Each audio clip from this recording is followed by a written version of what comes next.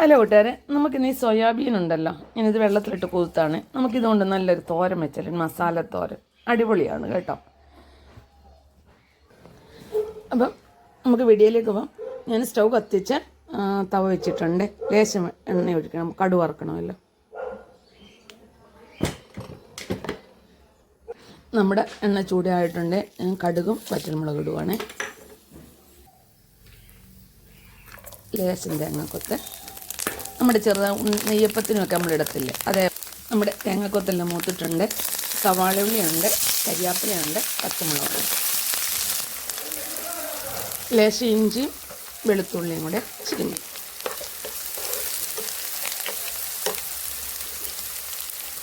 ആവശ്യമായ ഉപ്പ്.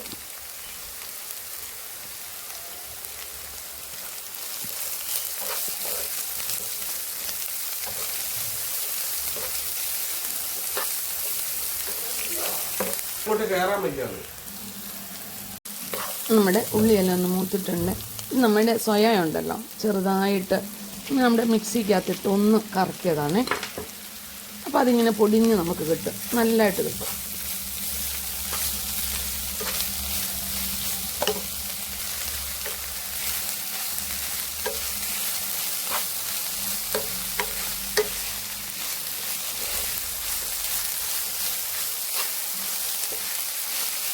മൂത്ത് വരട്ടെ. ലേശം മഞ്ഞൾപ്പൊടി, അതുപോലെ ലേശം മല്ലിപ്പൊടി, ലേശം ഗരം മസാലപ്പൊടി, അല്പം മുളക് പൊടി,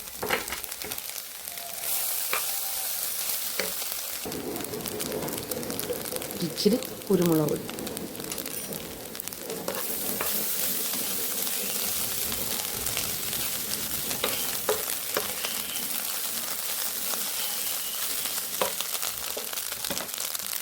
സോയ എല്ലാം ഒന്ന് മൂത്തിട്ടുണ്ട്, ഒന്ന് വെന്തിട്ടുണ്ട്.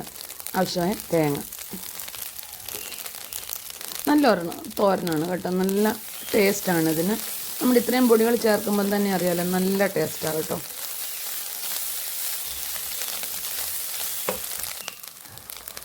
ലേശം ഉപ്പ് വേണം. സൂപ്പറായിട്ടുണ്ട് കേട്ടോ.